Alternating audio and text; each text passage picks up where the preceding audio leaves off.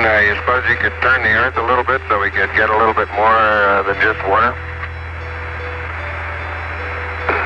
Roger, 11. I don't think we got much control over that. Looks like you'll have to settle for the water.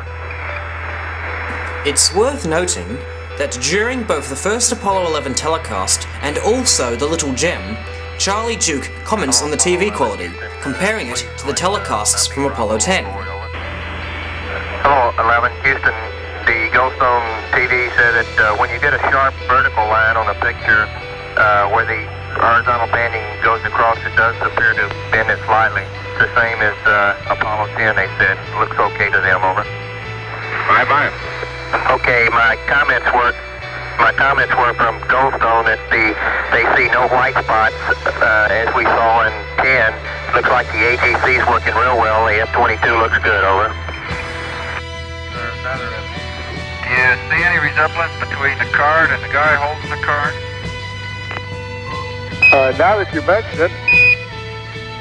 Bart Sabrell also picked up on this, and during the production of Astronauts Gone Wild, questioned John Young about it. I'm Bart with ABC Digital. How you doing? I was given a classified tape from the Apollo program. It's 31 years old. It's an unedited reel, including outtakes from the mission. It's got about 20 takes of a single shot of the mission. What mission? Apollo 11. Yes. And the photography is being forged in the mission. They're faking a shot of being halfway to the moon. And they refer to you on the tape as a shot that was done during Apollo 10, where you put a transparency over the window and move the camera of the Earth and move the camera back away from the window, turned off the lights in the spacecraft, and appeared to be halfway to the moon when in fact they were in Earth orbit. Huh, really? Yeah, and they said it was the same way that you did it on Apollo 10. I decided to do my own investigation on this, so I purchased the Apollo 10 DVD set from Spacecraft Films.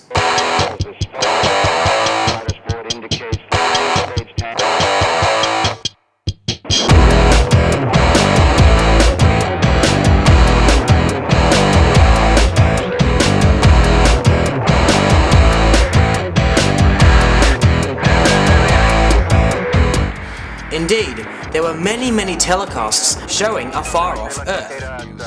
The first one has been logged as being shot 5 hours and 6 minutes into the flight. As we watch this, first of all, the horizontal banding we saw in the Little Gem is most obvious. Second, the exterior of the lunar module Snoopy is clearly visible. So the image of Earth in this transmission could not possibly be a transparency clipped to the window. No astronauts are seen in this telecast. The video seems to run continuously, that is, up until it nears the end, when the camera suddenly cuts. Negative, we got about, quite a ways to go before we fill up our screen, Tom. Looks like Note also that during this camera cut, Charlie Duke says, "We got quite a ways to go before we fill up our screens." It's really beautiful. Okay, Houston, I got a question. Does that picture fill up your whole screen now? I want to correlate it with our monitor. Negative, we got about, quite a ways to go before we fill up our screen, Tom. Looks like about the size of a basketball or so to us. It's pretty hard. You're zooming in now. A quick look at the Apollo 10 transcript logs this statement at 5 hours, 17 minutes and 57 seconds into the flight, and it clearly documents Duke's statement as a single sentence. Negative, we got about, quite a ways to go before we fill up our screen, Tom. Looks like about the size of a basketball or so to us. It's pretty hard. This means that the audio dialogue is running continuously, but the video feed they are receiving is edited. We got about, quite a ways to go before we fill up our screen, Tom. Looks like about the size of it. The second transmission from 10 is logged as being shot 7 hours and 11 minutes ground elapsed time. Yes, indeed. If you could During the roll 7-Eleven the camera transmission, right or left something 90 gets in the degrees, way and between the then camera zoom and the a little more, Earth. we could fill up nearly the whole screen. It's clearly the wrong shape to be the edge of the window. Shortly afterwards, the camera cuts. Moments before the camera cuts, Mission Control reports, "There you go, 10, that's good." After this cut, he reports, "Right, and we've got the North Pole on the right side of our screens down here." There you go, 10. That's good.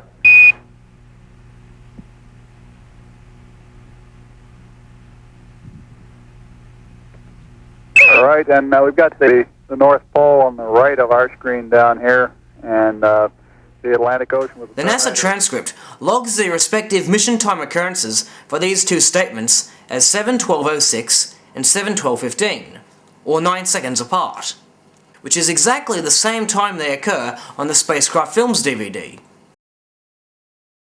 There you go, 10. That's good.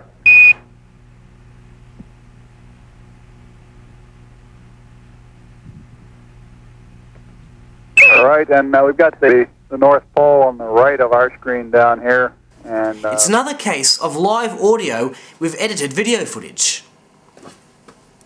Later in the same telecast, Houston Control requests an interior shot.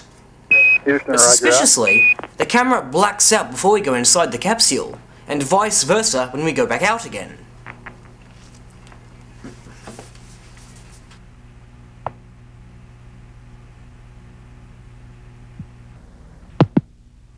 Apollo 10, Houston. We've completed the uplink. You can go back to block.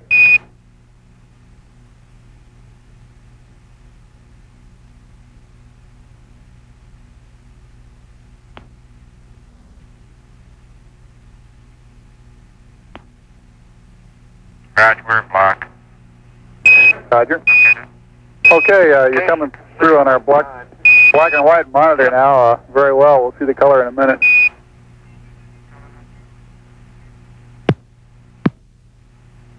I'll take it back over here out my left window and show the Earth again. Roger, 10.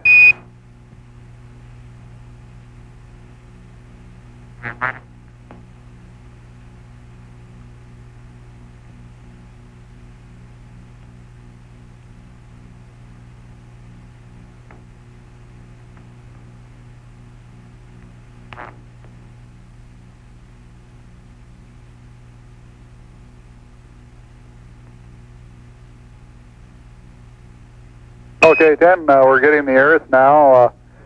We've got the Terminator to our left, and looks like the South Pole on the top of the screen. The third video was shot at 27 hours into the flight. Out here looking down The at camera looks continuously at the Earth for a little more than 11 minutes, before the Apollo 10 crew bring the camera in for interior shots. Okay, we're going to take you inside. That's probably been said before. As with the previous telecast, the view blacks out before we see the inside of the capsule.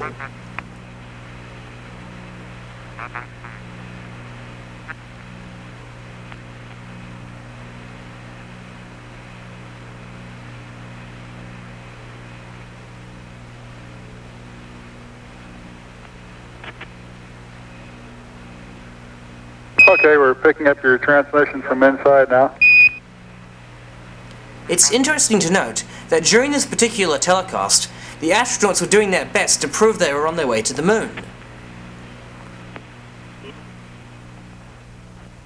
This is a real testimonial to prove you were there, in case there are any doubters. People want to know what kind of men go to the moon. There's a good look at one right there. Could you believe it? Some people still don't. Whilst there is no question that they are in genuine zero gravity, the one thing they never did to prove their distance from the Earth was keep the camera rolling as they pointed it out the window. Watch as the lights go out again when the astronauts decide to get another shot of the Earth. Set this to music. You want music? Well, we'll give you some music at the conclusion here.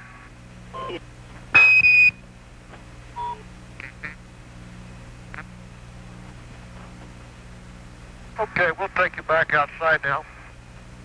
Roger.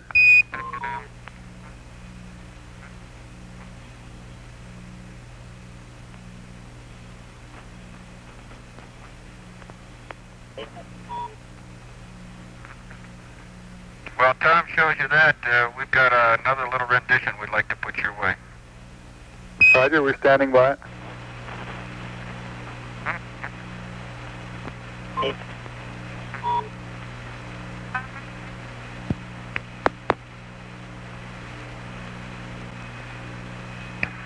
Here it comes. This is just so that you guys don't get too excited about the TV and forget what your job is down there. We're ready for what we're about to receive. The moon, let me play among the stars. Let me see what spring is like on Jupiter and Mars. The fourth TV broadcast came in at 47 hours ground elapsed time. It starts off with interior shots of the crew, during which the astronauts show off their star chart. As with the Apollo 11 Little Gem, this particular video has cuts throughout the interior scenes, like so. Medium width and then back to narrow, over. Just before the first cut, the Capcom states, "We'd like you to go to high gain to medium width and then back to narrow." After the camera cut, Gene Cernan asks, "How's that?" Roger. Our signal strength is down about 10 dB. We'd like you to go high gain to medium width and then back to narrow, over. How's that? Stand by. Now it's a matter of finding the portions in the transcript. I did find the passage, but discrepancies immediately showed up. This camera cut occurred less than 2 minutes into the video. How's that? Stand by. And Spacecraft Films claims this telecast began at the 47-hour mark. The Apollo 10 transcripts, however, logs this interaction at the 47-hour, 4-minute and 22-second mark. Remembering that Spacecraft Films claims this video began at the 47-hour mark, at 15 seconds into this telecast, Gene Cernan says the words "interior-wise."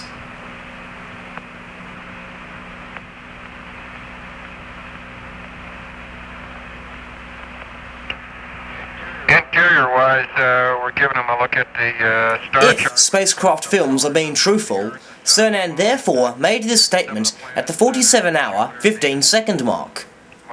Yet the transcript logs this statement at the 47-hour, 3-minute and 15-second mark. The transcript also reveals that some 3 minutes earlier, Cernan confirmed that the camera was rolling. Moments later, Charlie Duke acknowledges that the signal is being received. This means Spacecraft Films excluded the first 3 minutes of the 47-hour telecast. It's also worth noting that according to the transcript, after Mission Control's high gain to medium request, Cernan replies, "Okay, it's medium, and now I'll go to narrow." The Capcom says, "Roger." Then, and only then, does Cernan ask, "How's that?" These two quotes were absent on the Spacecraft Films disc. Instead, all we got was a camera cut. Our signal strength is down about 10 dB. We'd like you to go high gain to medium width and then back to narrow, over. How's that? Stand by. The second cut occurs while Cernan holds the Apollo 10 patch to the camera. Charlie Duke says, "Takes me a while to catch up on those things," moments before the camera cuts. After it does cut, Cernan replies, "I think that's where we are." Charlie, if I told you about that. Right. Takes me a little while to catch on to those things. I think that's where we are. The transcript shows that between these two quotes, Cernan joked, "Where better can we give you an astronomical description than in the astronomical heavens?" Duke laughed. This was also absent on the Spacecraft Films DVD, and in its place, the footage was clearly cut. Right. Takes me a little while to catch on to those things. I think that's where we are. Watch now as the shot of the patch continues. With the orientation of the stars, both, even if you can't see them, you can have a feel for where they ought to be, which is, I think, it's going to help us out. Right, 10, we're still having problems locking up. We'd like you to go to wide beam for 30 seconds and then back to narrow. Over. I can see it with the naked eye, and then I put The camera suddenly cuts from the patch to a shot of John Young peering into the navigation telescope. Just before this cut, Duke requests that the astronauts go wide beam for 30 seconds and then back to narrow. When we see Young's back, Sinan says, "See it with the naked eye." We'd like you to go to wide beam for 30 seconds and then back to narrow. Over. I can see it with the naked eye, and then I put The transcript binocular logs on it. these two statements as being made 1 minute and 40 seconds apart. It seems not only do we have evidence of continuous audio running synchronized to edited video, but also evidence that footage has been cut and passed off as complete.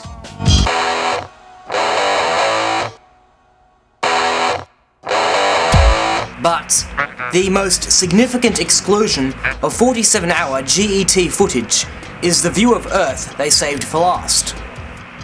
We see the Earth in this telecast, but predictably not before the camera cuts. 10, Houston, we're expecting high gain loss in about 1 minute. Over. 10, Houston, Madrid has a good TV picture. Just before the interior to exterior shot, Charlie Duke says, Okay. 10 Houston, we are expecting high gain loss in about 1 minute, over. As soon as the shot starts, he says, Madrid has a good TV picture.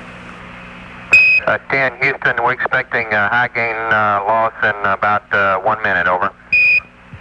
10, Houston, Madrid has a good TV picture. These two comments from Duke were made 14 minutes apart. Yet 1 minute and 6 seconds after his loss in 1 minute statement, Duke confirmed that Madrid was receiving Apollo 10's video of Earth. This confirms that minutes of interior and exterior video were not included on the Spacecraft Films DVD set, and this edited version was sold as complete.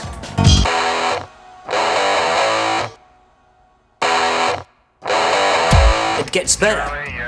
During this particular shot of Earth, Duke says, I think they can broadcast this stuff out in black and white. Spain, Portugal are in view, so the folks down in that part area ought to be getting a good picture of themselves right now.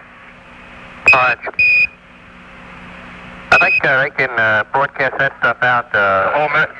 I was just going to say, I think they can broadcast that stuff out in black and white live. For the color, it has to come over here, be converted, and transmitted back. In the transcript, the word broadcast was censored.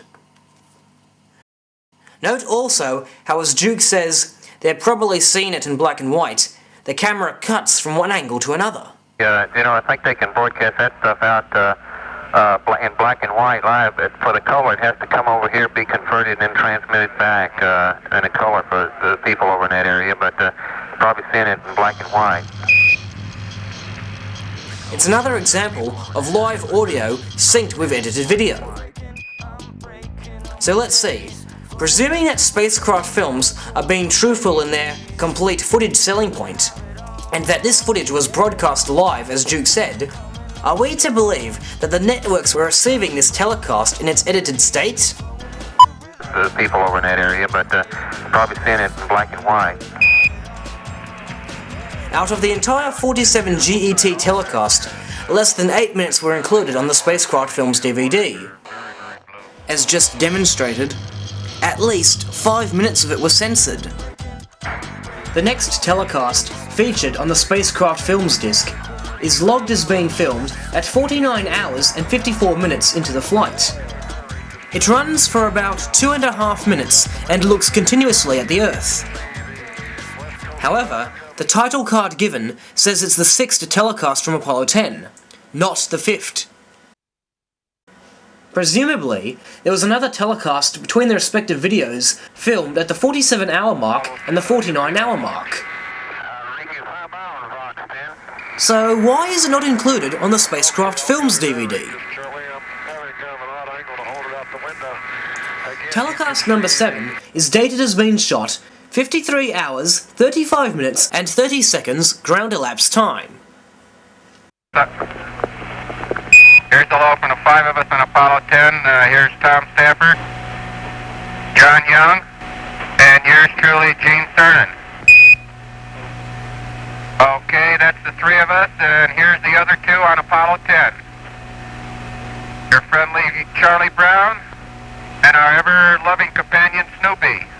Of course, before we get to see what the 5 Apollo 10 crew members are looking at, the camera conveniently blacks out. Okay, now you know that there's 5 of us up here. We'd like to take you outside and show you what the 5 of us are looking at. Roger.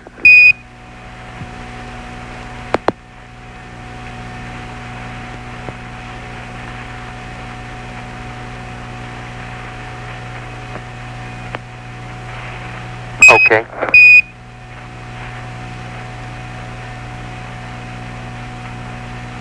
And again, when it's time to go back inside the capsule.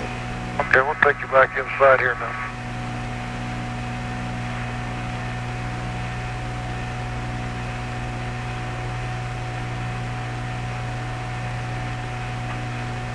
I'll take her.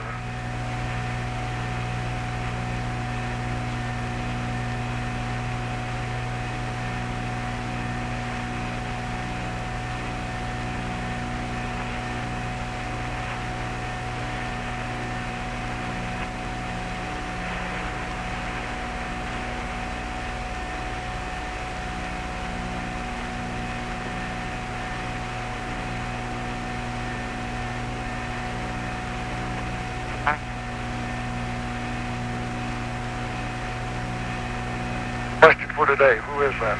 It looks like John Young with 4 sets of eyes there. Or 2 sets of eyes. There you go. Let's call it 4 eyes. Looks like a World War I aviator. And again, when we go back outside. Okay, this is Apollo 10. We'll take you outside for one last look at the Earth and sign off. Roger, thank you very much.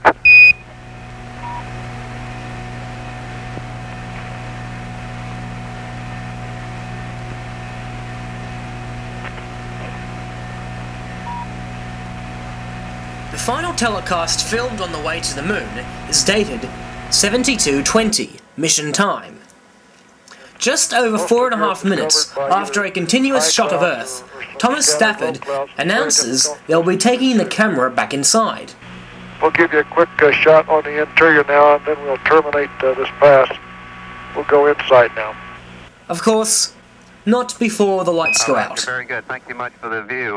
We'll be standing by for the inside. You can also notice how Gene Cernan deliberately covered the camera lens with the Apollo 10 insignia card. For the view, we'll be standing by for the inside.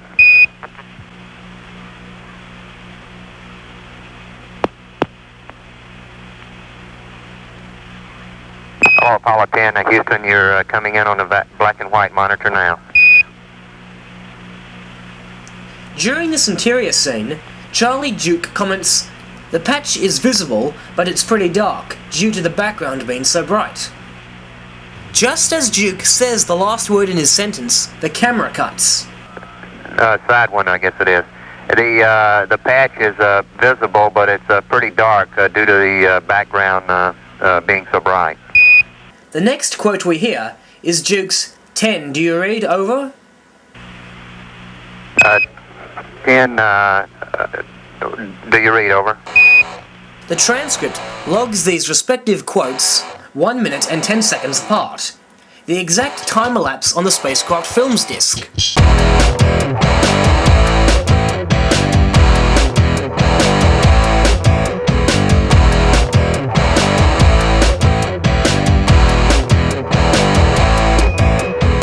Later, we can see the mission's command pilot, Thomas Stafford. When commenting on the beard he has grown over the mission, Stafford says, "That's known as a 72-hour shadow, Charlie." Duke replies, "Yes, sir." That's known as a 72-hour shadow, Charlie. Yes, sir. These two quotes were made only 5 seconds apart, but in the video feed there is clearly a cut between them. That's known as a 72-hour shadow, Charlie. Yes, sir. That's known as a 72-hour shadow, Charlie. Yes, sir. Star shadow, Charlie. Yes, sir. It's also interesting to note that in this particular telecast, we get a prominent view of the hatch window. Both Cernan and Stafford comment on the particles that have congealed on the outer pane. Watch now as Cernan describes what he's looking at. Roger. Houston, the hatch window is phenomenally clear. There's what appear to be a few dust particles on the outside, maybe a couple smear prints on the inside. The right-hand window has got a little bit of a smear on the outside, not necessarily particles, but just a general smear. And the left side window has got some definite particles lashed across it. Bit of a smear on the Do you outside, think not his lips necessarily look particles, synced to but his just a voice? general smear. And the left side window has got some definite particles lashed across it. In this telecast alone, we have seen not one, but 3 examples of uncut audio synchronized to edited video footage. It's also interesting to note that in response to the blue light we later saw filling the hatch window on Apollo 11, some folks have suggested that it was sunlight being refracted through the multi-paned window, even though the sun was filling up window number 5 at the time. Yeah, those are both the 2 star charts that he is using right now as sunshades over the right-hand window, window number 5. Roger, we see the sun shining in through it behind him, and the ceiling and the A similar situation is seen on this previous mission when we see the hatch window. Though not completely filling it, we can distinctly see a blue light shining through it. You might argue that this is just a refraction of the sun's light. However, in this transmission, the astronauts make it clear that none of their windows have a view of the sun or the moon some 9,000 miles away.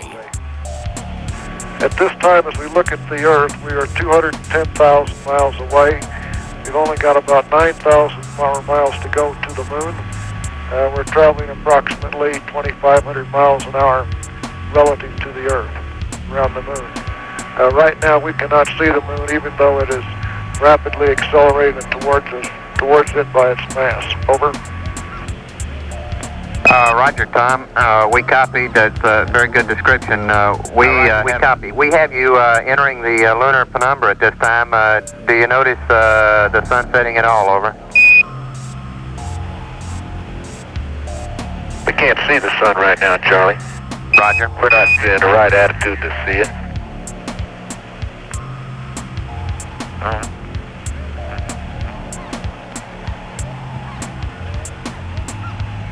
In this attitude, to look at the Earth and everything, we can't get a picture of the sun that we can see. If there's any solar corona, we'll give it a quick shot. Roger. Jack is estimating you'll have about 30 seconds only. Over.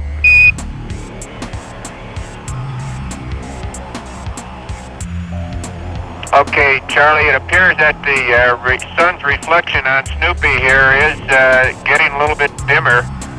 So we very well could be where you say we are. I hope we are.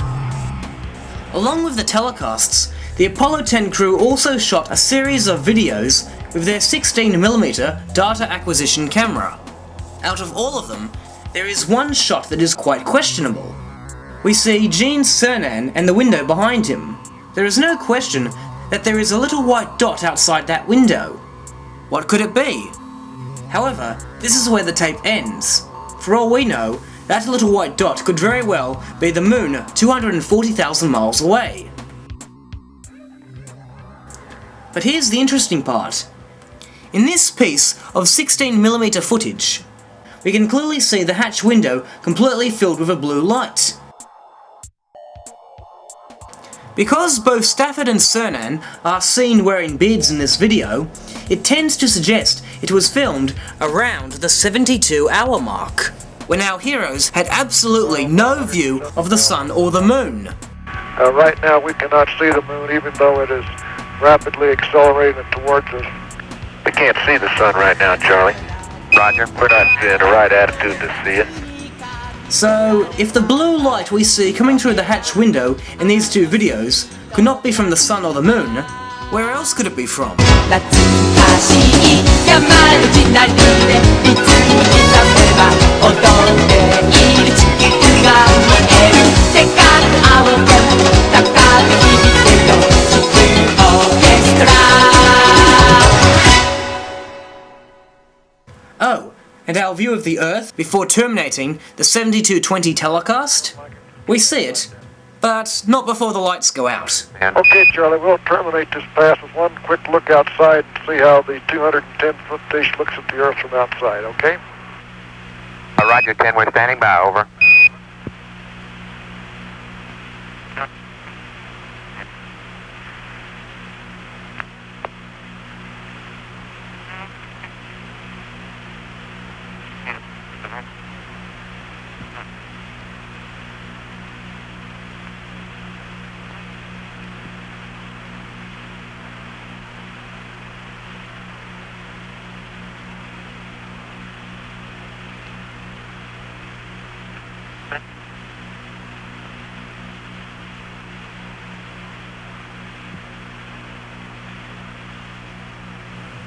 Also seen in the 16mm reels is one brief clip of Cernan standing in front of the hatch window, with a little white dot outside it.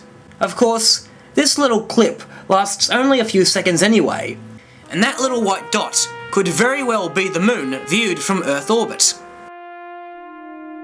That's all for the Apollo 10 TV transmissions filmed on the way to the moon. But on the way back, 4 more were shot. The first one at 147 hours and 23 minutes. The second one, 152 hours, 29 minutes and 19 seconds. The third, at 173 hours, 27 minutes and 17 seconds. And the last one, at 186 hours, 51 minutes and 49 seconds.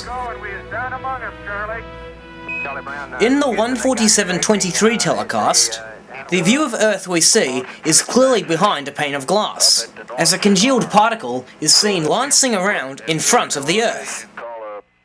The edge of the window is also visible. However, much like Apollo 11's little gem, all we see inside the capsule is darkened walls and no astronauts. From the Earth to the moon, and you can see what I mean about the apparent diameter. Okay, 10, now we've got the moon now, it's coming in nicely. For the 152.29 telecast, we start off with a view of the moon before one of the Earth. Roger, Gene. Between them, of course, is darkness. Let me take you over, Bruce, to show you the Earth from Tom's window.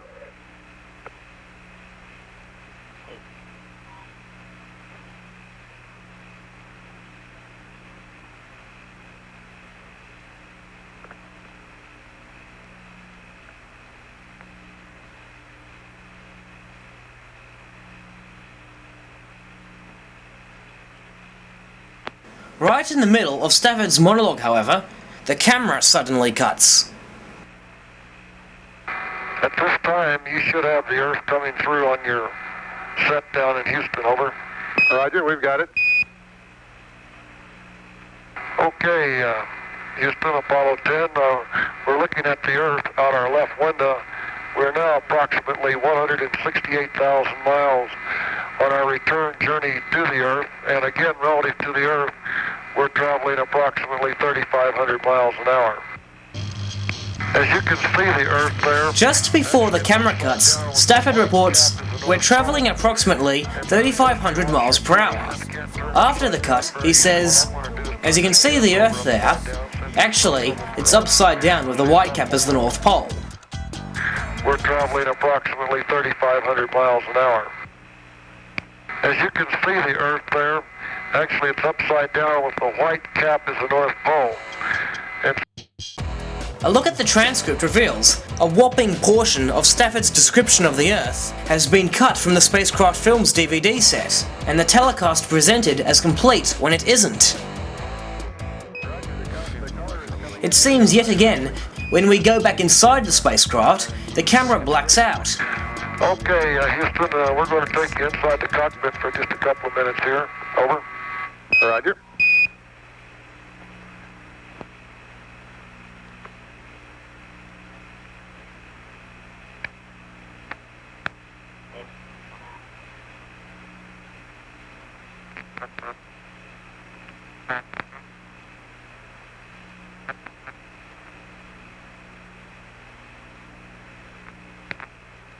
Okay, we got the interior scene. Looks like you're looking at the dosimeter, the radiometer there. The same thing happens in the 173-27 telecast, though we do see the Earth disappear behind the number 1 window. Okay, we'll take you outside now and show you how the Earth looks today. It's starting to get bigger as we approach 100,000 miles. Roger, we'll stand by for your commentary.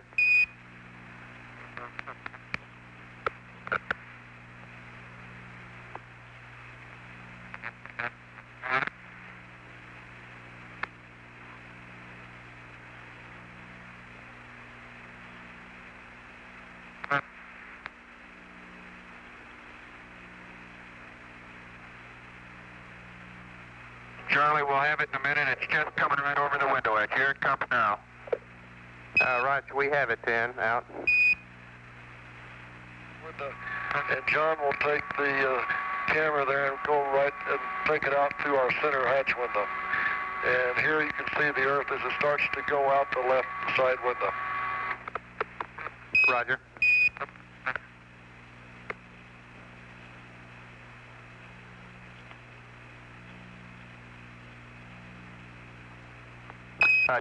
Houston, we got just 30 seconds left on the high gain on this pass.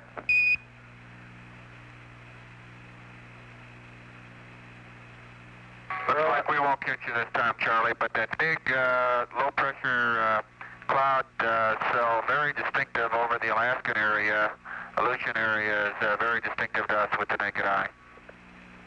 We can't quite get it for you out the hatch window at this time as we're going. Roger. We'll stand by then. We got about 20 seconds left or so. And if you want to show us, it'll be stand by in 8 more minutes, and we'll have the high gain back if you want to keep the camera up. Over. I can't help but sense a pattern emerging when the camera cuts during the final telecast of the Earth. Just before the cut, Stafford says that he can see Saudi Arabia, the Gulf of Oman, and the Indian Ocean at the same time. After this cut, Senan says, Tom's going to zoom the TV into the Gulf of Oman. But also we can see Saudi Arabia, the Gulf of Oman, and the Indian Ocean at this time. Tom's going to zoom the TV into the Gulf of Oman. Let's see what you can see there. The transcript reveals that Stafford's, and I'll give you a little zoom here in on Saudi Arabia and India, was cut from the Spacecraft Films DVD. Our old friend, the particle on the outer pane, is back too, it seems.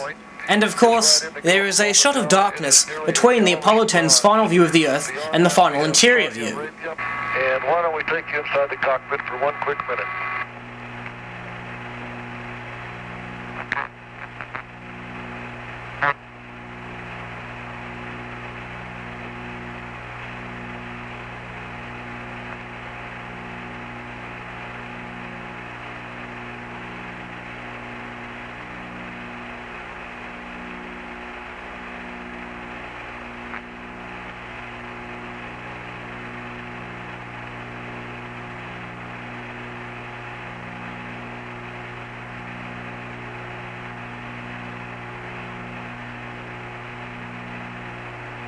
Okay, we have it inside the cabin now, Tom, and we got a pretty good look at a clean-shaven command module pilot there. Having watched every last minute of flight footage included on the Spacecraft Films DVD, I can safely say that there is no bona fide view of the Earth from Apollo 10, as the shot always cuts away or blacks out from interior to exterior. There seem to be plenty of transparencies in this video set. On the other hand, there is also what can be considered gems. With this in mind, we must conclude that some of these views of Earth may have been filmed using a backlit transparency over the window, others were most likely filmed on Earth in a studio environment, inside a CSM mock-up with a globe outside the window, and then sandwiched between actual flight footage. But finding the answer to how the views of Earth were faked has only asked more questions. Why is it, in multiple circumstances, the audio is uncut, but the video it's running alongside is clearly edited. And a color for the people over in that area, but probably seeing it in black and white. If these scenes were broadcast as they were on the Spacecraft Films DVD, then what the world saw wasn't live at all. As any filmmaker knows for a fact, these kinds of edits take place during post-production, not whilst the film is being recorded. It would not have been possible to cut and paste the footage as they were broadcasting it to the world. One might argue that maybe the astronauts cut the camera and then started rolling moments later. However, if that were the case, the audio in the telecasts would also be cut. Oh, quite a ways to go before we fill up our screen, Tom. Instead, the dialogue runs synchronized to these videos with no signs of interruption when the video cuts. And the transcript confirms that the video matches the dialogue. The only plausible explanation for this is that these views of Earth were pre-filmed, edited together, and then broadcast with the ground-to-air communications dubbing the video, regardless of the edits. But probably seeing it in black and white. In spite of these obvious cuts in the Apollo 10 transmissions, and also the little gem from Apollo 11, the propagandists still insist that, quote, the video from the command module during the coast phase of the voyage was broadcast seamlessly with no breaks or cuts from one camera to another. But clearly, this is not the case. Probably seeing it in black and white. The continuous video claim is just another pad to their long, sad and sorry list of lies. Another lie that can be added to the list is Spacecraft Films' claim that their DVD set contains the complete, raw footage from Apollo 10. If this is true, why are portions documented in NASA's transcript clearly absent in the telecast they sold? What is Mark Gray hiding from? In my bona fide search for the truth, it has become clear that when there is something, anything, that the propagandists do not want you to know about, they absolutely will not show it to you or even mention it to you, ever. Sadly, we may never know the significance of what Spacecraft Films was excluding. In addition to the Apollo 10 telecasts, when shown the Transparency telecast, Dr. Edgar Mitchell claimed to have recorded a view of the Earth on Apollo 14. This is, what is this? Oh, this is a shot from 130,000 miles out. Mm-hmm. I guess it's from approaching. It's from approaching the moon, looking back at the Earth. Mm-hmm. Now, I've seen this on a couple of flights. Was this something that you got? Although this is from Apollo 11, did you shoot a shot of the Earth like this? Mm-hmm. So you had a TV camera in the spacecraft. That's correct. I checked the DVD set released by Spacecraft Films. In total, the Apollo 14 crew filmed only 4 telecasts, 2 on their way to the moon and 2 on their way back. They also shot some 16mm footage. Yet, despite Mitchell's claims, not a single one of them showed a far-off planet Earth. And the booklet that came with the DVD set makes no mention of any such video, even though the back cover claims the set contains all the transmissions filmed on Apollo 14. Given this apparent discrepancy, either Mark Gray or Edgar Mitchell is being untruthful in their stories. If the Apollo 14 crew did indeed shoot telecasts of the Earth, why were they not included on the Spacecraft Films DVD? What are they hiding? On the other hand, if Spacecraft Films are the ones telling the truth, and no such footage existed in the first place, why did Edgar Mitchell tell us otherwise? What is worth noting about the included transmissions is that in the second one, whilst the astronauts float around in zero gravity, we do see the moon outside the window behind them.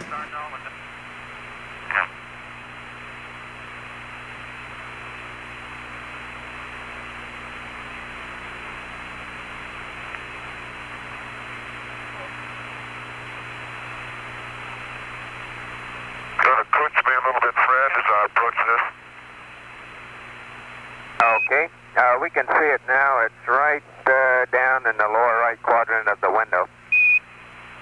The picture, though we send, is a crescent, and it's really not showing too much of the detail yet.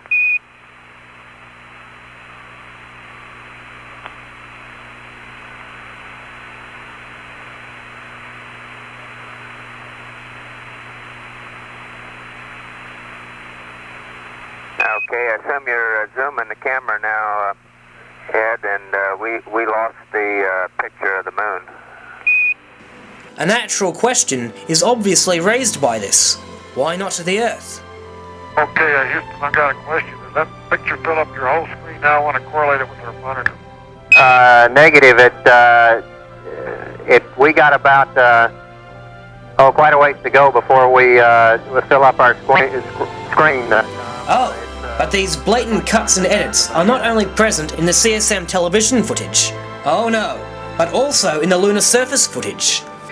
3 years after his epic journey to the moon on Apollo 10, Gene Cernan would get another trip to the moon. But this time, as commander of Apollo 17, he would get to touch the moon this time. Also this time, Apollo 10 Capcom Jack Schmitt would follow him onto the surface. During their first EVA, they planted the 6th and final flag on the moon. Cut! Jesus fucking Christ, Neil! How many times do we have to try this? One small step for a man. Not man, a man, and that's you. Everybody take 5. Neil! Practice your fucking line! Oh yeah, let's use real pilots. I want to use real pilots. Propagandists usually love to argue, why didn't the director just go for a second take when he saw the flag waving? Unfortunately for the propagandists, we can now prove visually that the director did indeed do just that.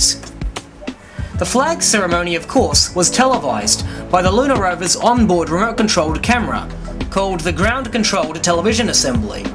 But alas, when it aired, few people saw it, as the billions of taxpayers had now completely lost interest in the moon landings. Fortunately though, this ceremony is now part of a DVD set released by Spacecraft Films, so we can now see what they missed. On the back cover, Mark Gray makes his selling point. He claims his DVD set contains complete in-flight television transmissions, including the 3 lunar EVAs. With this in mind, let's watch the flag ceremony that took place during the first EVA. Watch now, as Gene Cernan and Jack Schmitt assemble the flag on the moon's surface. I've never put a flag up in the moon before. What? Pull that end. You're going to have to get it down to my level.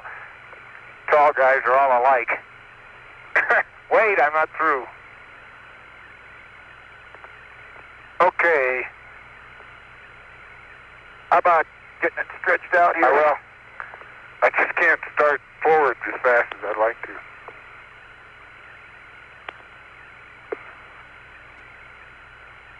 Hate to touch it, my hands are so dirty.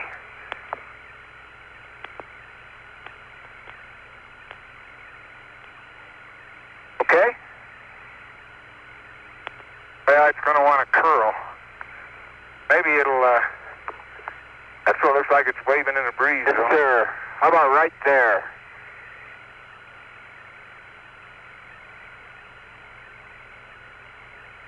A couple this way, and we'll take a couple that way. How's that? Oh, I ought to get, let me get over the other side. You got the rover in the background. Yeah, in the limb. It does wave when you do that. We got a beautiful picture of you guys up down there. Let me tell you, Bob, this flag is a beautiful picture. You see that? Okay, it's partially covering the rover, but I think it's a pretty good shot. How's that? Let me get the focus right. In case you missed it, Okay, it's partially covering the rover, but I think it's a pretty good shot. How's that? Let me get the focus right. one more time. Okay, it's partially covering the rover, but I think it's a pretty good shot. How's that? Let me get the focus right. Obviously, not only does the camera suddenly cut, a transition fades the two clips together. This ultimately proves that the footage has been edited. As was the case with the Apollo 10 footage, someone has been caught cheating here. Just before this sudden transition, lunar module pilot Jack Schmidt says the words, "It's partially covering the rover, but I think it's a pretty good shot." After the first clip fades out, he then says, "How's that?" You see that? Okay, it's partially covering the rover, but I think it's a pretty good shot. How's that? Let me get the focus right. A quick look at the Apollo 17 transcript logs these two quotes as one statement, not two, suggesting that this clearly edited sequence happened in real time. Also worth noting is that unlike the Apollo 10 transcript, no mission time marks are given for the quotes made during lunar EVA. All the NASA footage I've shown you came straight from the Spacecraft Films DVD sets. Pretty good shot. How's that? Let me get the focus right. It seems not only did the director go for a second take, he used both of them in the finished project. The American flag has become a symbolic highlight of the Apollo moon hoax. William Bryan may have discovered the waving flag, but I discovered the fading flag. Partially covering the rover, but I think it's a pretty good shot. How's that? Let me get the focus right.